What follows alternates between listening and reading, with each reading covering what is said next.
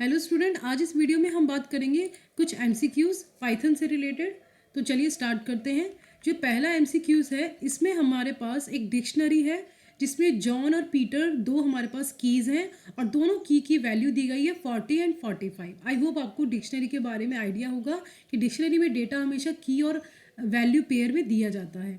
अब यहाँ पे हमने जो इनपुट कराया, हमारे पास जो आउटपुट में आया है वो डी जॉन है। डी जॉन की वैल्यू हमें आउटपुट में चाहिए। तो हमारा आउटपुट क्या आना चाहिए? जब मैं जॉन को एक्सेस कर रही हूँ तो जॉन इज़ अ की और की वैल्यू है 40, तो 40 इज़ द आंसर। तो हमारा आंसर क्या आ गया? 40 आ गया। आगे बढ़ते हैं। Which of the following statement will create list. अब इनमें से कौन कौन से हमारी लिस्ट क्रिएट हो सकती है?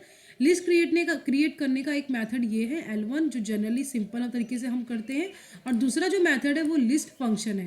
लिस्ट फंक्शन की हेल्प से भी आप लिस्ट को क्रिएट कर सकते हैं।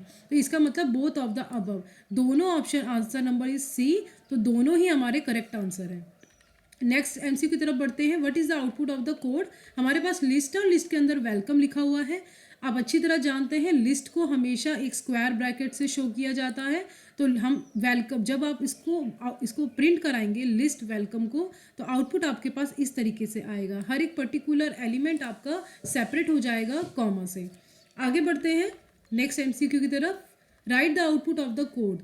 कोड का आउटपुट निकालना है। वेलकम लिखा है और हमें प्रिंट कराना है लेन एल। अब आपको एक बात ध्यान रखनी है, जब भी हमें लेंथ फाइंड आउट कराना होता है, अगर लिस्ट की लेंथ फाइंड आउट करानी है तो वहाँ हम लेन फंक्शन का यूज़ करते हैं। तो यहाँ लेन फंक्शन का यूज़ किया गया है। तो हम काउंट करते हैं how many item is there. 1 2 3 4 5 6 7। So in our list there are 7 items, so answer is 7। Now go to the next is, हमें आउटपुट फाइंड आउट करना है। हमारे पास एक लिस्ट है, इसमें हमारे पास ये लिस्ट में कुछ एलिमेंट्स दी गए हैं, सारे एलिमेंट्स स्ट्रिंग टाइप के हैं।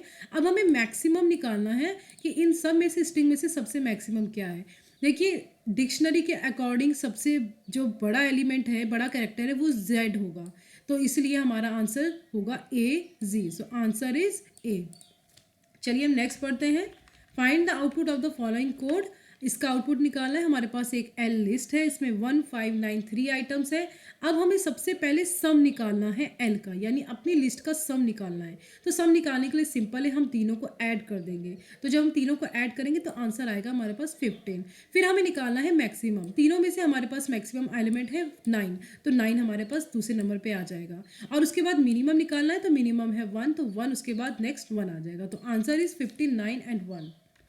नेक्स्ट की तरफ बढ़ते हैं।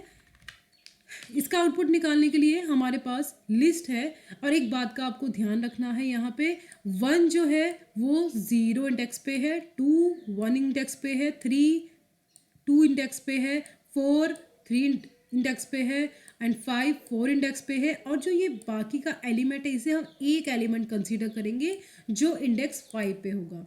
तो ये जो कुछ डाउट्स हैं आपको, जब आप लिस्ट को क्लास 12th में डिटेल में पढ़ते हैं तो आपको ये सब छोटे छोटे बेसिक चीज़ें समझ आ जाएंगी।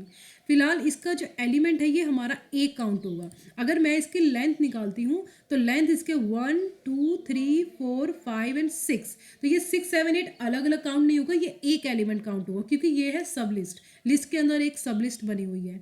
अब हमने प्रिंट करा है L5, क्योंकि मुझे L5 कराना, यानी जो 5th नंबर इंडेक्स का जो एलिमेंट है that I want to print.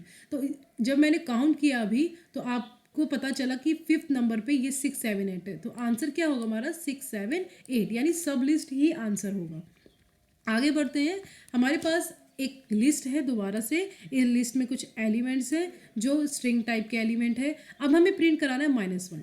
आपने पढ़ा होगा कि जो भी इंडेक्स करने का तरीका होता है इसका, आपकी लिस्ट का, तो वो अगर लेफ़्ट टू राइट जाएगा तो वो 0 1 2 3 4 ऐसे होता है। अगर राइट टू लेफ्ट जाता है तो -1 -2 -3। तो -1 का मतलब है राइट से फर्स्ट एलिमेंट, यानी Naina is the answer of this. Now come to the next one. अब हमें यहाँ फाइंड आउट करना है -1 से लेकर -1, यानी 1 यानी ये हो गया 0 और ये हो गया 1, यानी 1 पे है सुमित और -1 पे है नैना।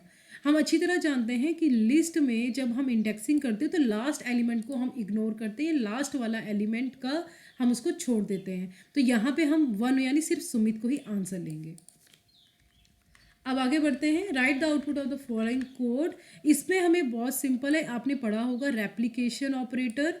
लिस्ट में एक रेप्लिकेशन होता है जिसका मतलब होता है सिंपल मल्टीप्लिकेशन।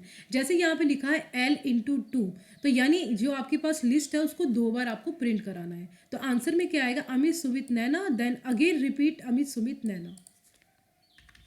नेक्स्ट की तरफ बढ़ते हैं। अब सेम हमारे पास एग्जाम्पल है। अब सेम एग्जाम्पल में एक छोटा सा डिफरेंस है, ध्यान से देखिए। ऊपर वाले में हमारे पास L/2 था और नीचे वाले में मल्टीप्लाई का साइन 2 टाइम है। और जब ये कंडीशन होती है तो इसका मतलब होता है L⁻²। तो यहाँ L⁻² का सॉल्यूशन निकल ही नहीं सकता, इसीलिए हमारा आंसर आ जाएगा एरर। लास्ट, नहीं, या this is the last one. So last MCQ की तरफ चलते हैं। तो लास्ट वाले MCQ में हमारा which of the following is a Python tuple. इसमें कौन सा टपल है, बहुत सिंपल आंसर है कि टपल हम अच्छी तरह जानते हैं, जहाँ स्क्वायर ब्रैकेट है वही हमारा, यानी जहाँ पैरेंथेसिस है वही हमारा टपल है। तो बहुत सिंपल है, हमें हमारा आंसर कौन सा होगा, ये बी वाला 1 2 3। तो आई होप आपको ये समझ आया होगा। अभी मैं और MCQs लेके आपके इस वीडियो में कुछ पार्ट्स में, ये पार्ट 1 था MCQ का। अब ऐसे करके पाइथन के और भी बहुत सारे पार्ट्स आएंगे जिसमें आपके MCQs होंगे।